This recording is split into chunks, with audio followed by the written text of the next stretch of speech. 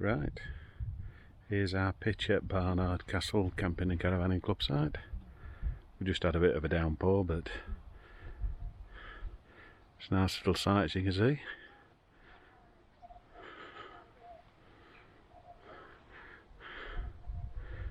We're just on outstanding electric. Reception's up there, and toilet block is down there. Nice level pictures, as you can see, and a one-way system.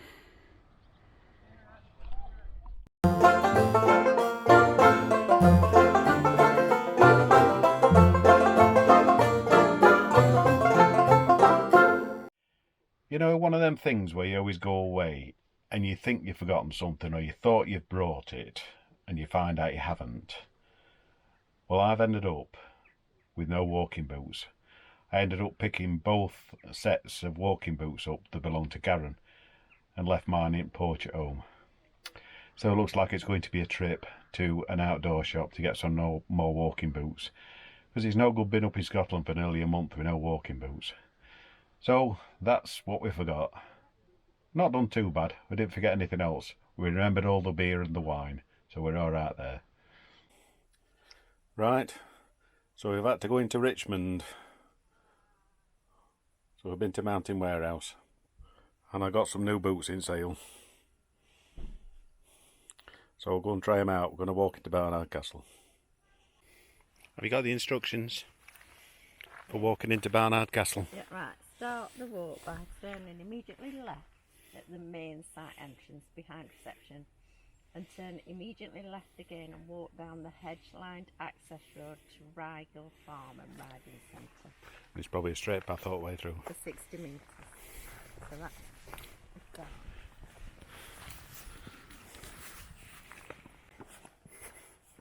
Right, we try out my new boots.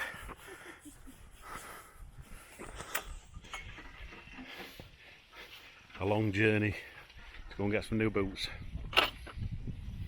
30 minutes each way. Went back over it. No. Right, so according to the map, it's a mile and a half into Barnard Castle from here. Right, half an hour's walk, 35 minutes. So it's 35 minutes. 20 past 12. Yeah, we'll time it. Yeah, it says Rygel.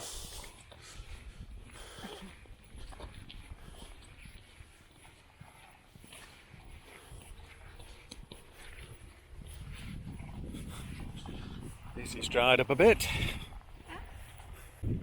So I think this is an equestrian farm down here, isn't it? Yeah, says so.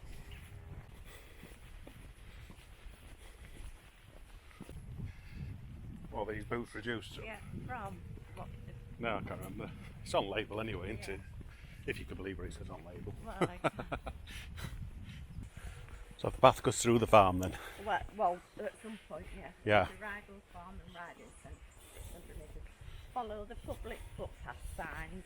No cyclists. Walk between the horse paddocks. Please note that these are electric fences. You can actually see Caravan and Motorhome Club site just down there, can't you? Just through trees. Yeah, you can. So you walk down towards the farm. Yeah, we thought we'd give this one a try, didn't we? Yeah. So that's your playground area there, isn't it? Yeah. That must be like a non-electric tent area. That's right. Yeah. That's right. So we thought we'd give it a try for a change. We've been on Caravan and Motorhome Club twice, haven't we? Or is it 3 times? 3 times, I think. Yeah, I think so, yeah. Yeah, you do get a little bit of a smell of a pig's. Just at this point here. Yeah, exactly. Yeah. Wind's it right direction. So down at the farm, we'll take a right.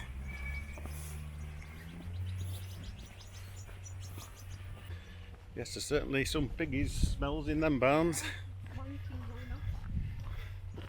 We'll not mention bacon or sausages. So we'll go down through the horses' paddocks. Hey, it's lovely countryside though, isn't it? Got blue sky as well.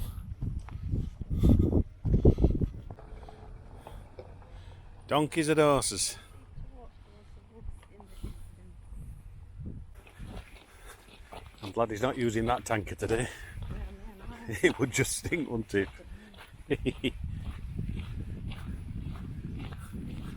So we head towards the woods. Nice path they put out, isn't it? It's very distinctive, as it says on the instructions. Yeah. The distinctive path. It's a definite path. At least you're not walking on road. Yeah, I was thinking that. Yeah. So if we have to walk in and it's on road, Yeah. Like I say, when you're coming from past the Caravan and Motorhome Club site, it's still a fair way on road, isn't it?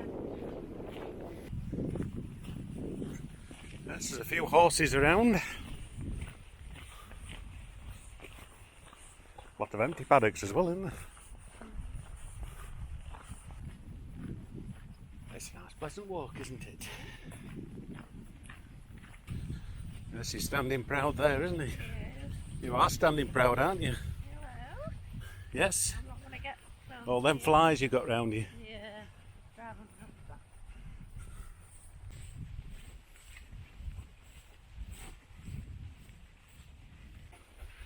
that. Right, so it's into the wood. We think we know where it comes out. We think. We think, but we'll find out when we get to the end of it.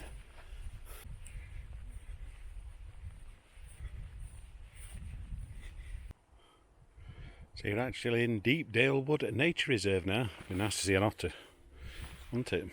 Yes, it would. So we walk from Camping and Caravanning Club site, walk down there, we're here, and that's the Caravan and Motorhome Club site up there. So we walk down that way. So down you go. Yeah, it has a little footbridge with handrails. Stick to the well-trodden path. Yeah.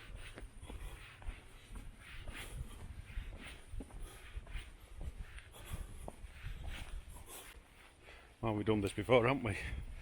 Followed a well-trodden path and then all of a sudden it disappears. That's why when you were laughing, I'm thinking, don't stay in there. Yeah, you got a bit of a steep bit here, haven't you? You'd need good walking boots on if you come this way. Which I've got now, because I've got new ones.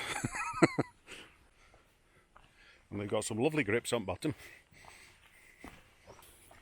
Lovely little walk, innit? So you've got a little bridge that goes over the river. Or stream, I would say. It's not really a river, is it?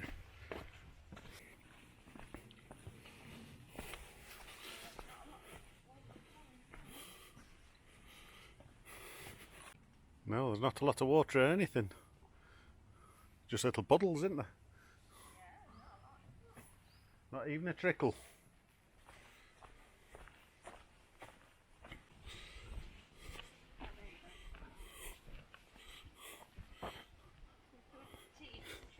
So it yeah, gives you a sign there.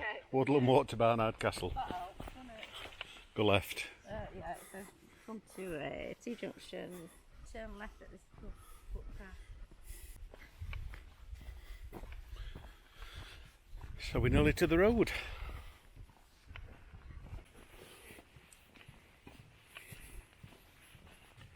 Yeah, looking at that little stream down there, I don't think we're going to looking at that I-Force waterfall. I know. That could be another time after Yeah, that were at the after a winter time. That was the other option. Yeah, it's probably a nice walk round, but you want to walk round and see a waterfall if you're going to see a waterfall, don't you?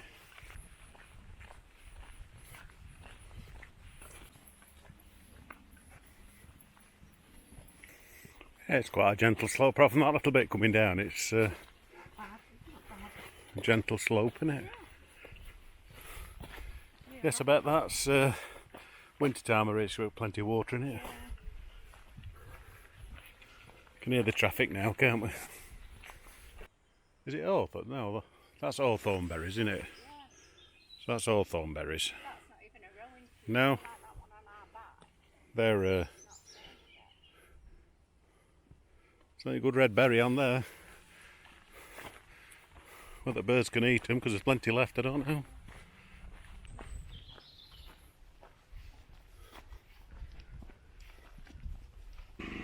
You can definitely hear we near road now.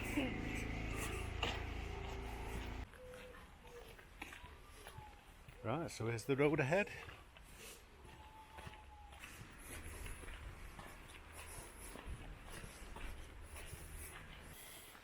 That's it, and the footpath goes over there. That's the bridge over there, isn't it? That's it. Yeah.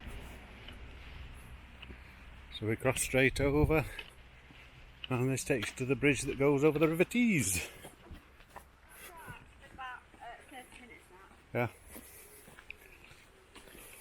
That's 25 minutes.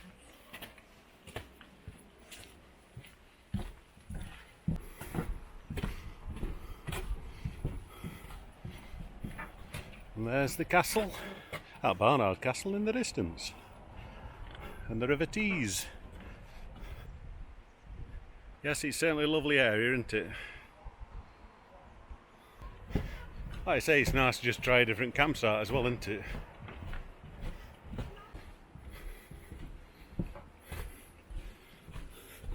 Put it this way, there's worse access roads.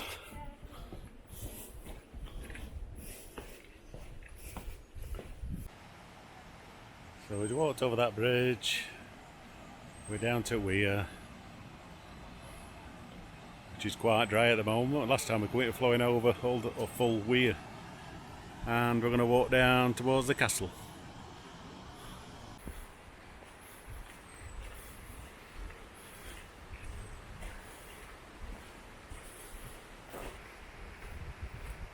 Nice sound of running water.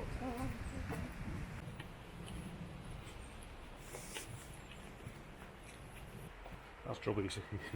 You wear your raincoat to just in case it showers. Well, I don't have a problem. No. Yeah. You end up with carrying it round all day. Right, the steep climb up to the castle. Just quickly pierce through these trees, doesn't it, castle? And there you have the castle.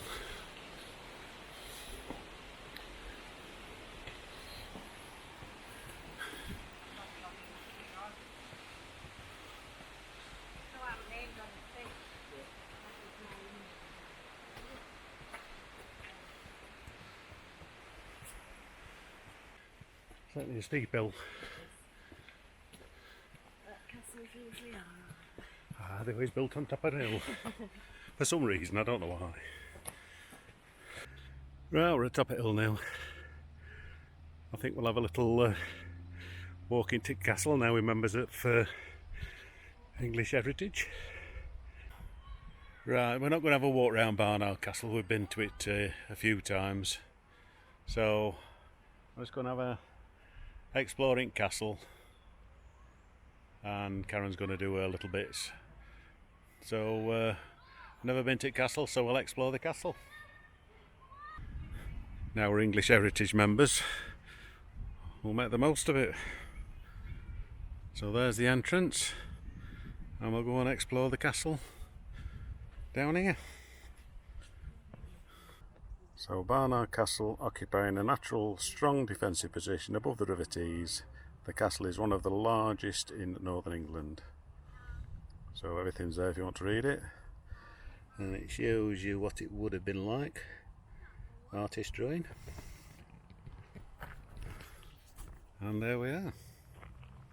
So we'll go around and explore it. Right, so here we are in the castle. Do a bit of exploring. So this wall is the curtain wall. The outer wall of the castle along with the outer ditch. It formed the first line of defence. So you got your little arrow slits there. Take it they must have had some kind of something to stand on there at some point.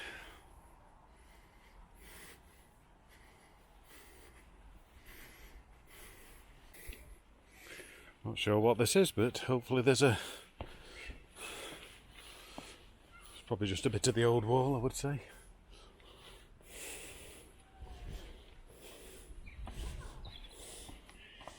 Here we go. So it's Brackenbury Tower.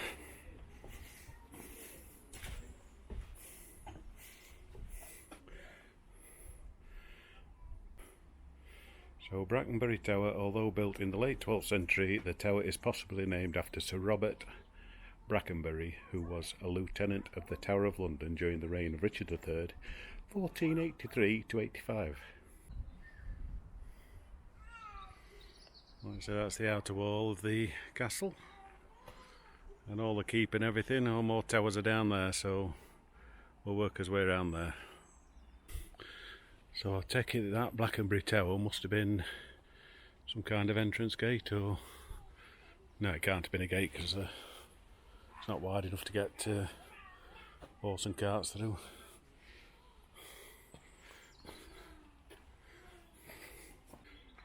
So the Brackenbury Tower, this floor is used not only as a storeroom but also a living quarters, since it contains a fireplace. You're not seeing there anyway, but I think that's the that might have been the fireplace, I don't know.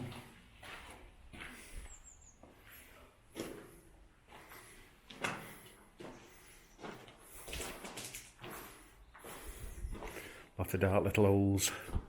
Oh, this must be fireplace.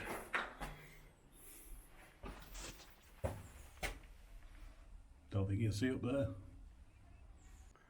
Right, so that's the ground floor of Brackenbury Tower.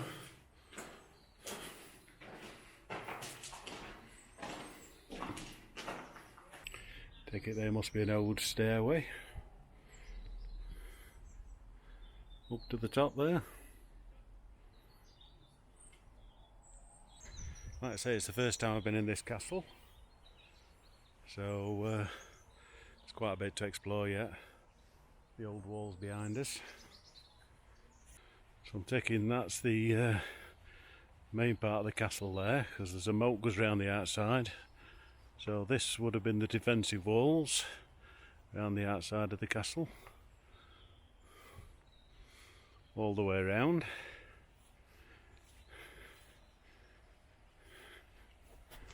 There's a sign over here, we'll have a look what this says. So this says something about town ward buildings. Whether it means just here, it must mean here because that's where the sign is. So it says, town ward buildings, the area at the foot of this earth rampart has been excavated and it found to contain evidence of a large 2-storey hall and other buildings, and a cobbled yard, which once had a pond. So I'm surmising that would have been the defensive moat and a drawbridge over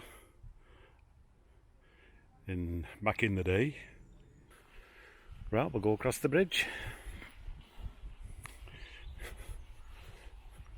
into the castle itself.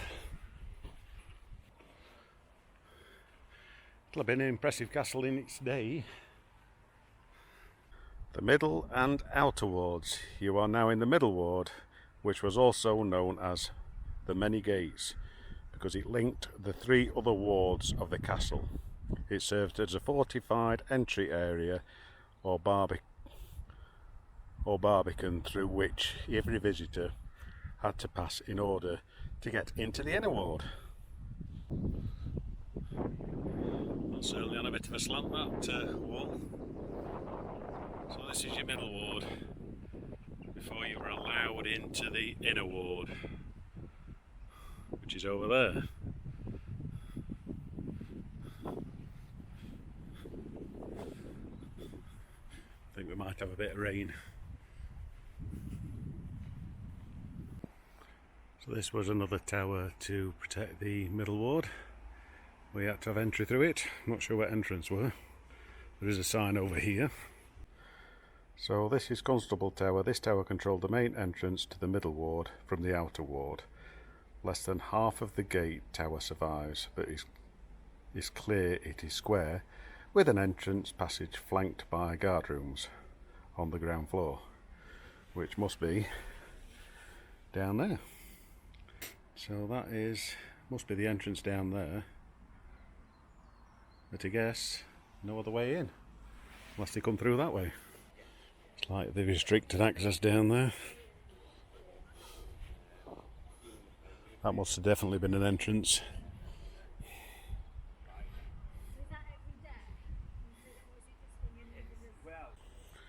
Right, so here we are at the inner ward. This formed the core of the castle and was the stronghold and place of residence for the Balliols and their successors. Probably said that totally wrong. In the Middle Ages it was known as the donjon, or keep. In 1439, after the death of Richard Beauchamp, Earl of Warwick, the castle began to decline. Eventually her state passed to Richard III in 1483. So that was it in the 12th century. That was it in the mid 12th century. And you come down, they got the round tower built, which is the late 12th century, and then over to the late 14th century. And that's a portrait of Sir George Bowles, Knight Marshal, dated 1572. And there's the inner ward. So we'll go and explore.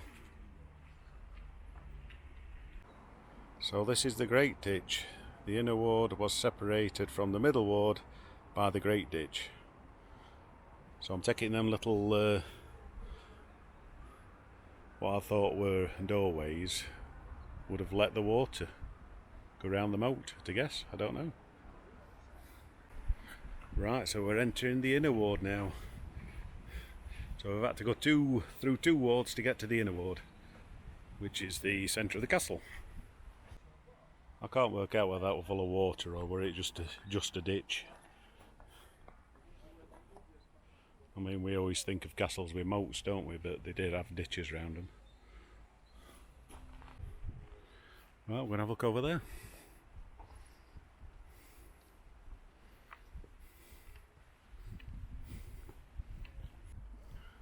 So this was the bakehouse. This is at a bakehouse, kept separate from other buildings because of the risk of fire. You can still see the stone-lined pit, which was a water cistern and remains of a simple oven. So taking that's a simple oven up there.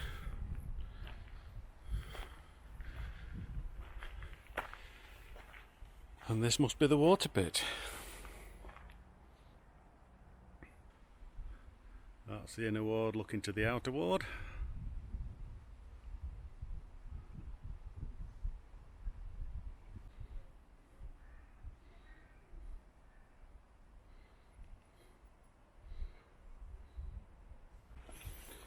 I'll have a look up the steps, see what we can see.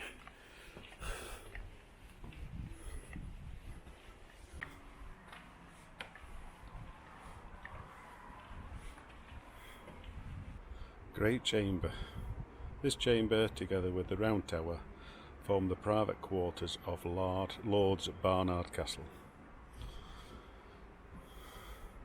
It's all there if you want to read about it. They certainly had a nice view though.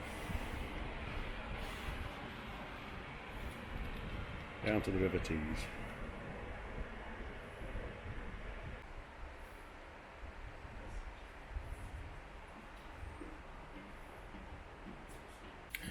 Go up the spiral staircase.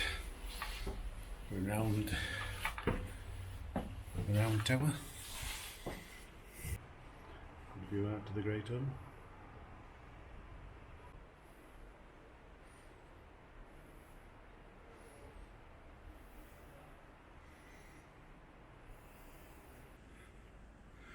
It's a view over Barnard Castle itself.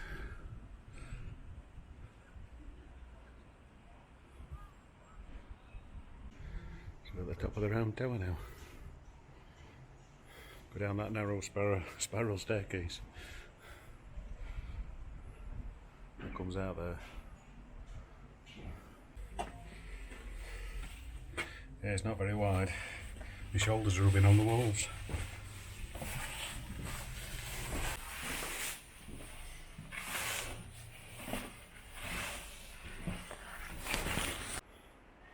Right, so that's the round tower we've just been up.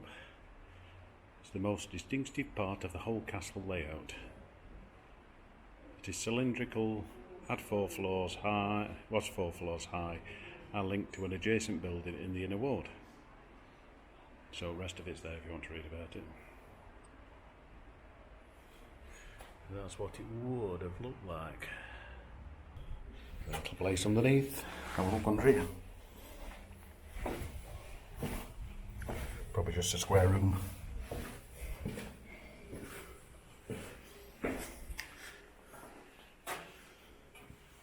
Oh, keeps going down.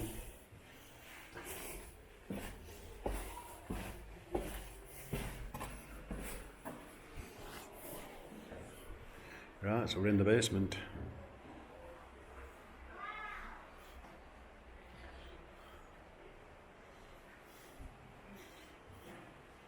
That's a stone coffin. I'm surmising that would have been a well. Hopefully there's a little sign outside showing us, or telling us what this part of the room is. There's one just there. Let's take a picture of you though first. So that's the view you got from the bottom of the tower.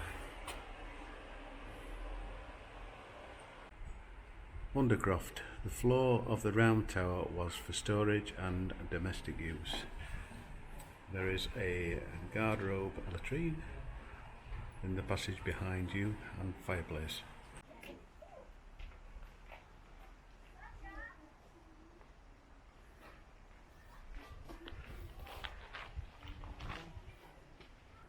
So this is the Great Hall, which belongs to various phases of the castle which stood here. The building you can see marked out the construction of Thomas Beaucamp's around 1330, with domestic buildings of inner ward when the domestic buildings of the inner ward were modernised.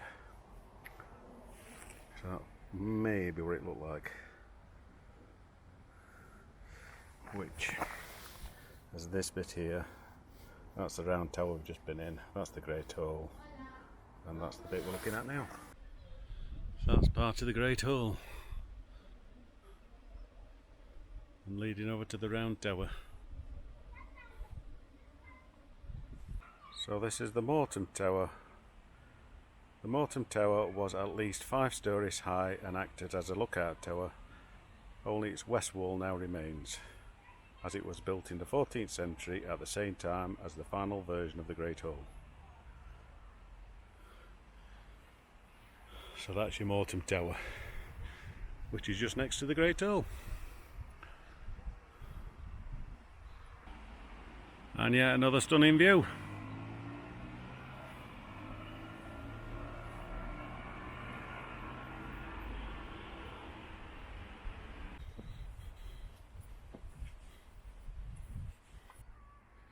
So that's the ditch before the inner ward.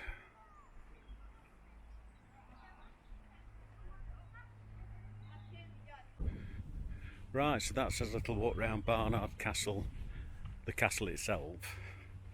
So if you've enjoyed it, please click that subscribe button and also that notification bell, and give us a thumbs up, and it'll tell you when we've uploaded some more videos. And leave us a comment, because I'm trying to do varied things on my channel now, so hopefully you will enjoy a lot of the content. So until the next video, which is probably going to come from up Moffat area, we'll see you in the next video. Bye for now. Better go and find Karen. She's wandering around Barnard Castle.